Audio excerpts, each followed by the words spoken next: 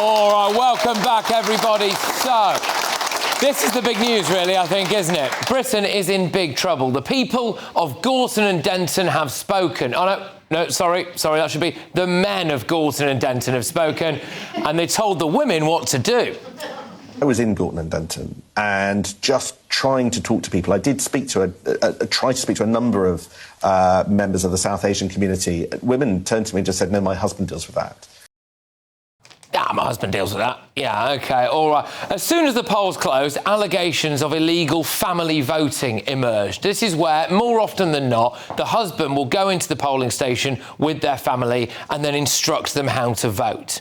The Democracy Observers said that they observed illegal family voting in about 68% of the polling stations that they were at, which is ridiculous, isn't it? I mean, you mean to tell me that in an area where 35% of people in parts of Gorton, 35% of people are born overseas, many coming from unbelievably corrupt countries, that there was huge levels of corruption at an election here. No, I, for one, am absolutely shocked by this. Shocked, I tell you. And there was no way of telling that this was going to happen.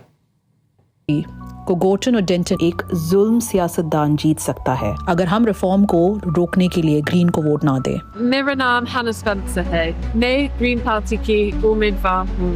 दुकानदार, सफाई करने वाले, drivers, माएं, ये हम हैं जो इस इलाके को चलाते हैं।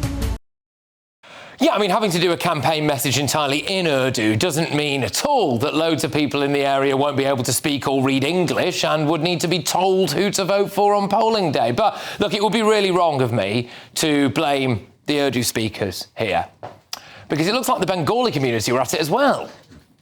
20 ফেব্রুয়ারি গোর্টন আর ডেন্টন একজন জাতীয়বাদী রাজনৈতিক ক্ষমতায় আসতে পারে যদি আমরা রিফর্মকে থামাতে গ্রিন এ ভোট না দিই।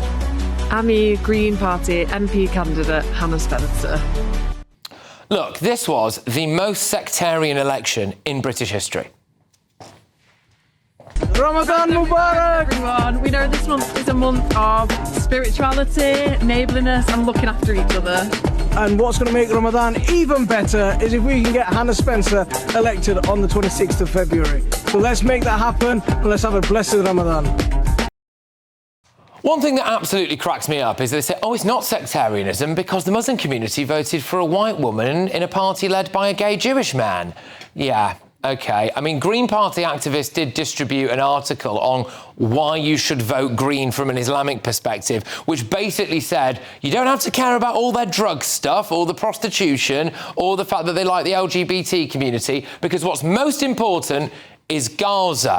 So that's really why it happened, isn't it? And has anyone ever heard of a useful idea? You know, a guy with a Green Party banner and a Palestinian flag was literally standing outside a polling station.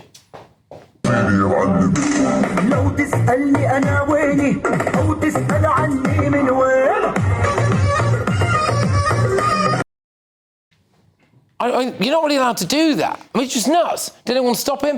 What also absolutely cracks me up is that Labour are now complaining about it because they are accusing the Greens of manipulating the Muslim vote. Well, gosh, you know, it's not like Keir Starmer would ever do a thing like that.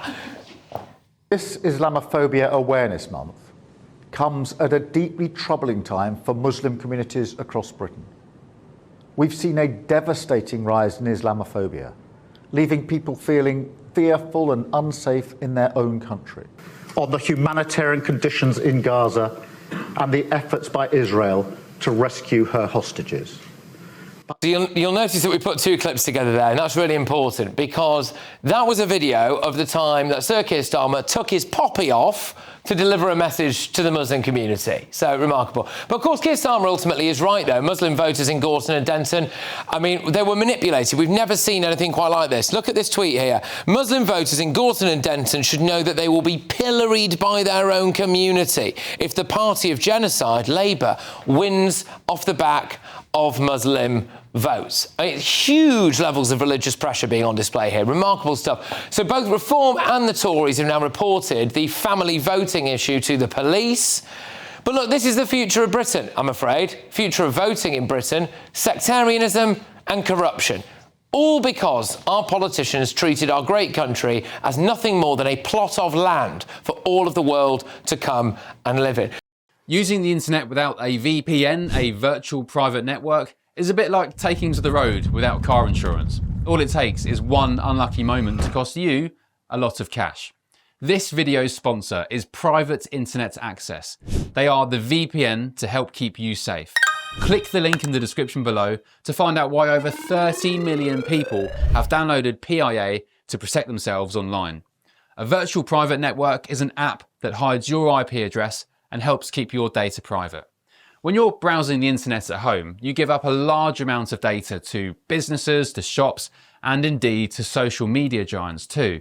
Hackers have the ability to steal your personal data with ease, including sensitive information such as passwords, keystrokes, and even your personal photos.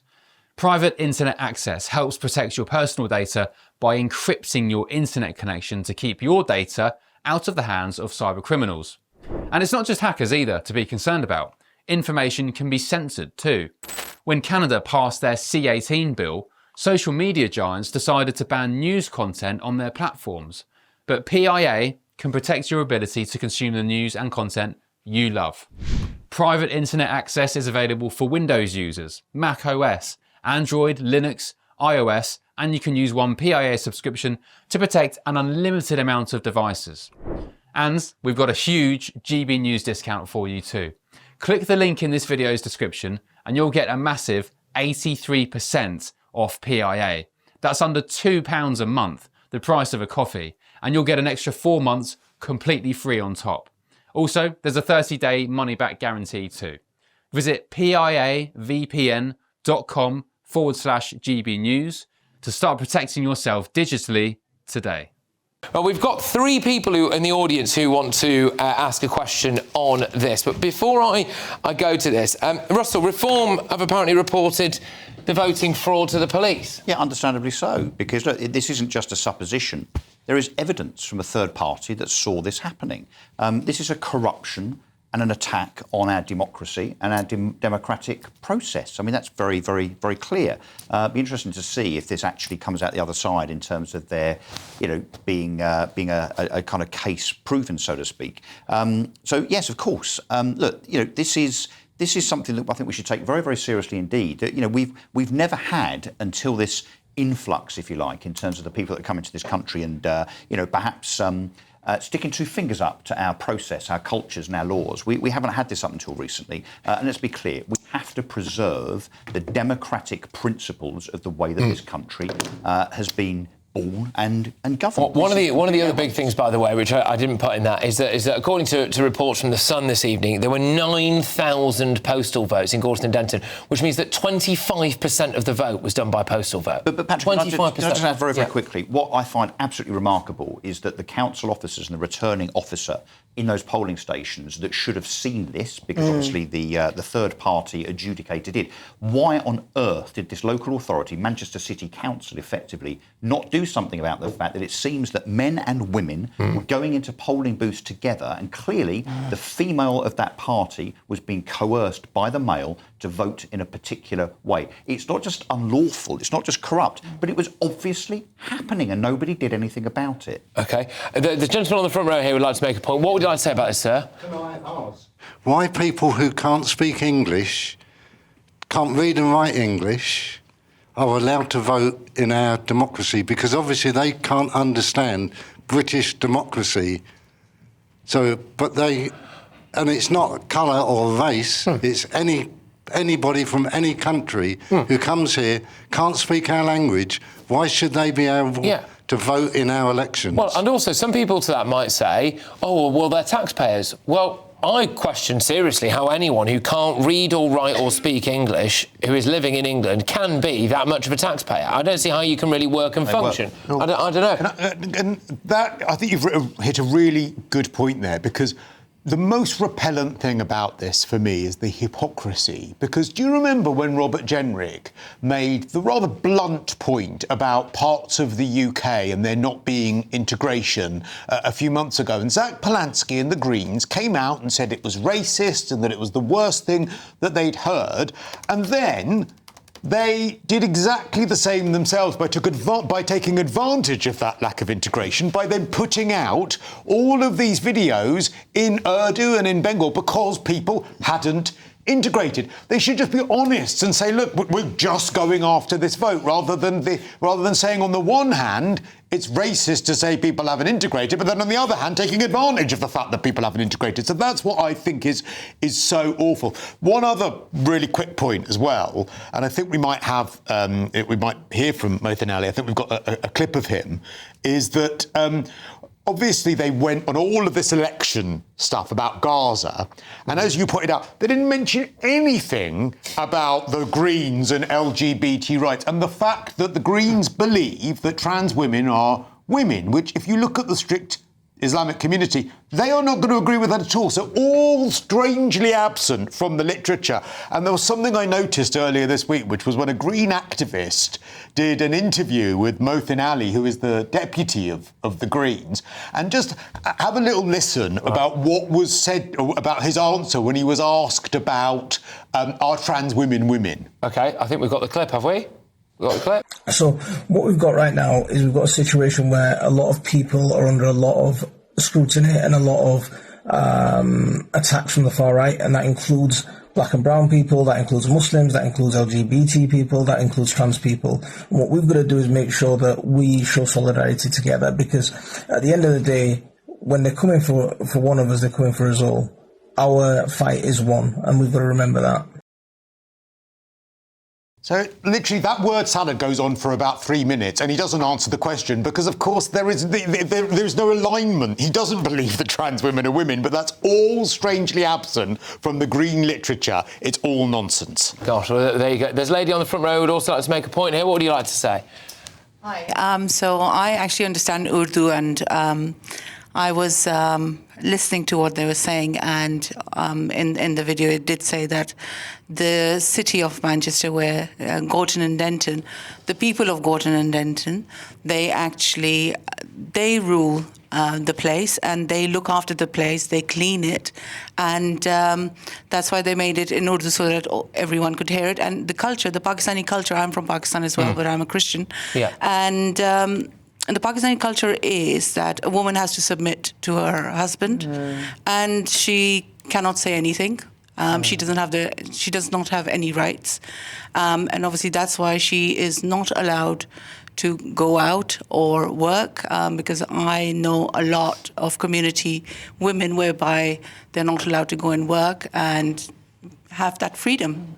Can I ask you, do you think that more should be made of this in terms of, like, in Britain at the moment? And because there's a huge amount of talk about Islamophobia and things, but actually there's a woman's rights issue at play here, which I think gets overlooked a lot of the time because people are too afraid to raise it because they're worried about seeming racist. Absolutely, yeah. So I believe because they're so subdued, and obviously the language barrier is a great one, and obviously they're not allowed to go out. They just stay within their community. They stick within their community. They don't have, even living in Britain, I would say they don't have any rights.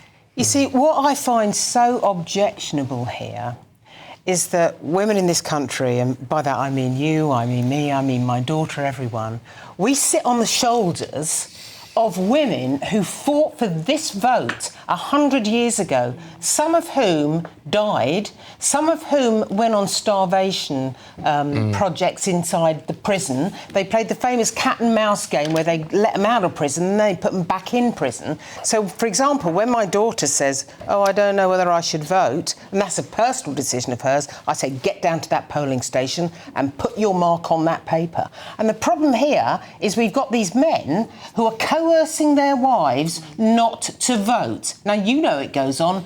I know it goes on. It shouldn't be happening in this country. OK. All right, now, just before we go to... Well, just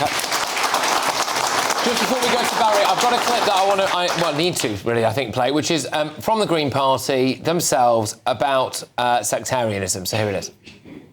As politicians, we take stances on things that people care about, and these are issues that people are really, really passionate about. And, you know, you might disagree with them, but, you know, these are the stances of the Green Party that, you know, some of the rhetoric going on in India at the moment, where they have, you know, anti-Muslim pogroms, you know, it's very, very hurtful for a lot of these people who still have family in the country. The way the Green Party works, we're really quite different compared to other parties. Every single policy that we have has to go through our membership and go through conference to be voted on. So none of these things are things that we've just picked up on to win some votes. They're deeply held stances that we have, among them being international justice